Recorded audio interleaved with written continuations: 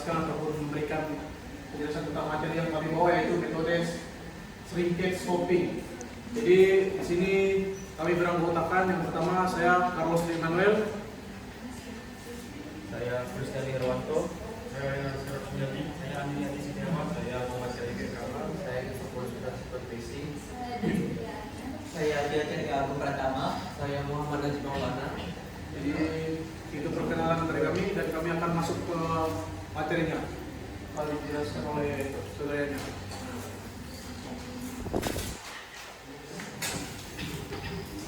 Apa itu metode shrinkage stopping merupakan salah satu metode dalam membuat tanah yang kegiatan penggaliannya dilakukan secara overhead. Metode ini terletak antara kelas-kelas open stop dan field stop. Nah, development yang diperlukan untuk shrinkage stopping yaitu dengan membuat drift harus menjaga level dari drift ini, kemudian dibuat price yang dipergunakan untuk output dan multi-way ore diledakan dan broken ore yang diperoleh dibiarkan menimbun. Demikian seterusnya hingga diperoleh timbunan sampai batas tertentu.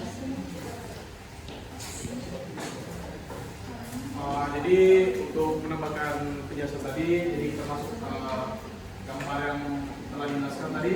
Jadi yang pertama itu karena metode ini adalah metode penggalian secara overhead. Jadi untuk penggalian dan peledakannya itu dari bawah ke atas. Jadi itu secara bertahap dan akan turun ke drift. Di mana drift itu akan membuat rise. Rise itu nanti kita untuk dipergunakan untuk orkan. Orkan itu adalah main ore yang kita gali tersebut ataupun kita ledakkan. Jadi setelah kita ledakkan, broken ore itu akan kita biarkan menimbun di bagian di sini. Jadi kita akan biarkan menimbun dan kita akan lakukan peledakan dan pengukuran sampai sekiranya untuk lombong-lombong penggalian itu sudah dipenuhi. Jadi supaya untuk ruangan dari lombong itu cukup. Jadi pada setiap kita melakukan pengoboran ataupun peledakan, jadi kita harus mengambil dari broken ore tersebut, yaitu menggunakan boarding postcard maupun transportasinya.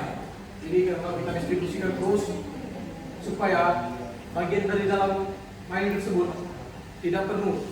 Jadi bakal setiap melakukan peledakan dan pengukuran ini akan selalu diambil lagi. Jadi untuk penjelasan metode ataupun gambar tersebut seperti itu. Jadi dilanjutkan lagi oleh saya lagi. baik. Selanjutnya kita masuk ke struktur shrinkage stopping. Yang bagian atau sales impor dan diledakan dari bawah, ditumpukan hasil peledakan itu dibiarkan di lantai untuk digunakan sebagai yang pertama itu pada shrinkage stopping. Ore yang diangkut di horizontal sales dimulai dari bawah stop dan terus maju ke atas.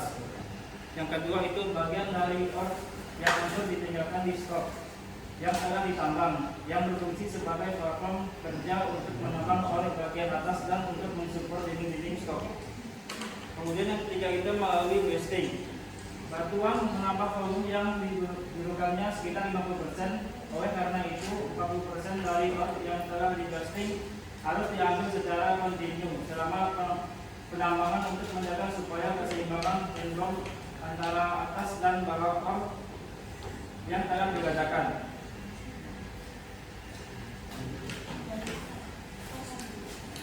Nah, selanjutnya di sini ada gambaran dari struktur metode penambangan shrinkage stopping. Di sini ada beberapa elemen. Yang pertama yaitu broken ore atau biji tambang. Area yang diisi oleh biji hasil peledakan dan penghancuran. Biji ini sementara waktu dibiarkan berada di lokasi untuk mendukung stabilitas dinding. Selanjutnya ada drift atau akses drift. Terowongan horizontal yang digunakan untuk mengakses dan mengambil biji yang telah tertambang. Drift ini biasanya terletak di bagian bawah dari area stopping. Selanjutnya ada stop walls atau dinding stop, bagian samping yang terdiri dari batuan induk yang belum tertambang. Dinding ini harus tetap stabil selama proses berlangsung. Selanjutnya ada lantai dan atap. Lantai stopping adalah area dasar yang menopang broken ore, sedangkan atap adalah bagian atas yang menjadi tempat pembongkaran material biji. Yang selanjutnya ada blasting hole atau lubang peledakan. Nah, lubang pengeboran yang digunakan untuk memasukkan bahan peledak. Peledakan dilakukan secara bertahap untuk menambang biji dari atas ke bawah. Yang selanjutnya kemiringan tambang. Diagram memperlihatkan jalur kemiringan untuk mengatur aliran gravitasi biji yang tertambang. Metode shrinkage stopping ini biasanya digunakan pada tambang bawah tanah dengan biji yang keras, kuat, serta ketika dinding batuan cukup stabil untuk mendukung tekanan selama biji yang tertambang belum diambil sepenuhnya.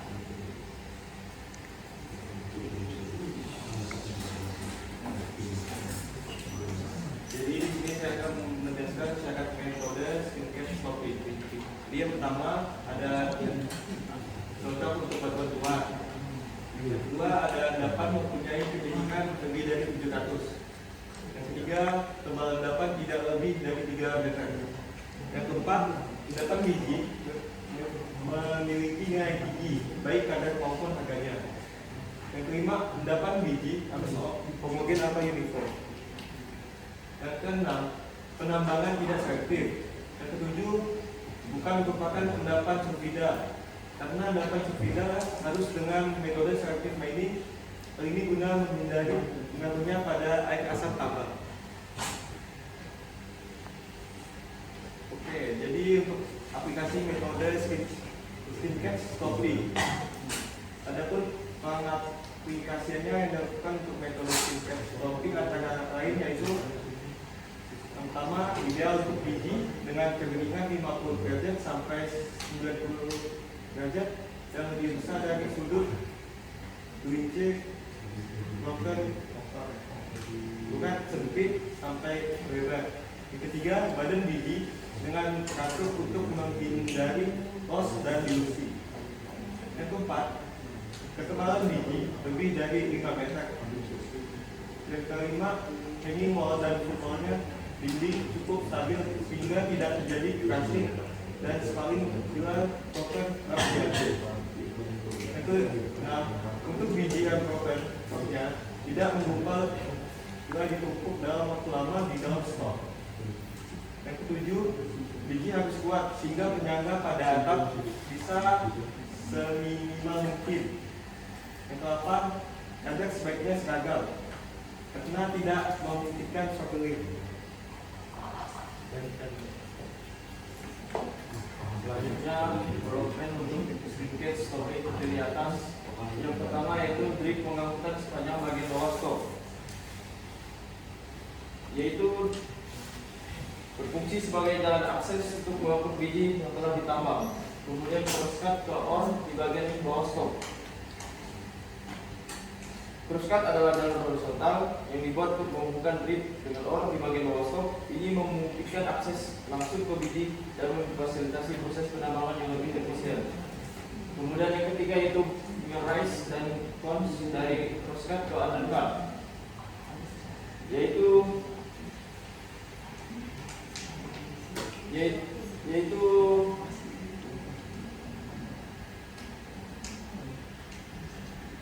untuk cons ini ke undercut, yaitu untuk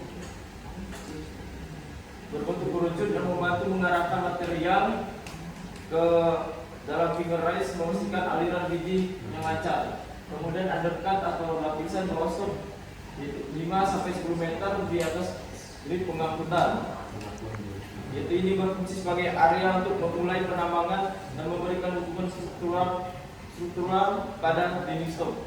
Kemudian rise dari level pengangkutan melalui undercut level utama untuk menyediakan akses dan ventilasi ke stok, yaitu untuk menyediakan akses ke ventilasi yang diperlukan untuk operasi penambangan di stok. Ventilasi yang baik sangat penting untuk keselamatan pekerja dan efisien pada proses penambangan.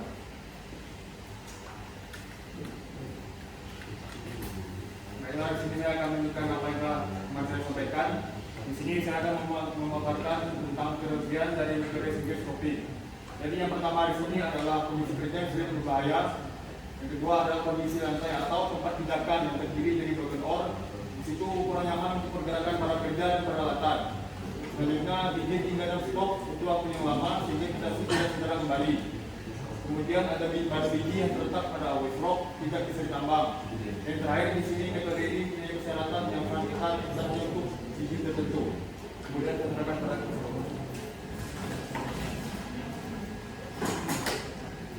Selanjutnya ada keuntungan dari metode shrinkage stopping. Yang pertama itu biaya pembuatan ventilasi dan developernya murah.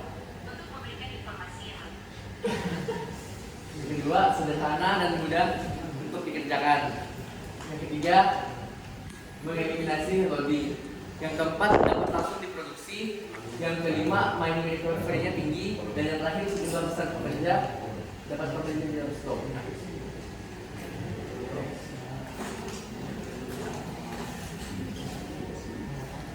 Berikutnya yaitu peralatan shrinkage stopping. Di PPT ini termasuk alat muatan. Nah, di sini ada continuous loader, mesin yang dirancang untuk mengangkut material tambang secara berkelanjutan tanpa henti, ideal untuk operasi yang memerlukan efisiensi tinggi. Yang kedua, scrap alat ini berguna untuk memindahkan material tambang dari satu tempat ke tempat lain. Yang ketiga, gathering arm loader, alat muat yang menggunakan dengan mekanik untuk mengumpulkan material tambang. Berikutnya yaitu pengangkutan atau hauling.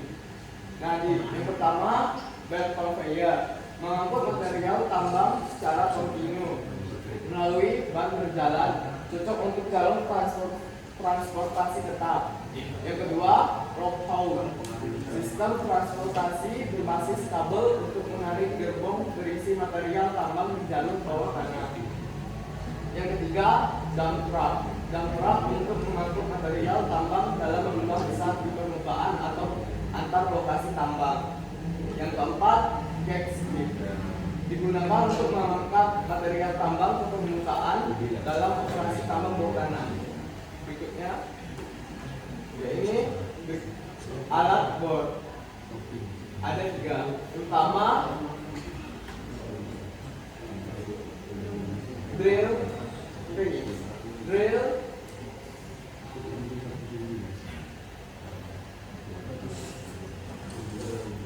race, mesin pengeboran yang lebih kompleks dan serbaguna, cocok untuk berbagai jenis pengeboran di tambang. Yang kedua, drill jumbo, alat bor berukuran besar dengan beberapa bom, digunakan untuk membuat lubang bor dalam skala besar di tambang bawah tanah.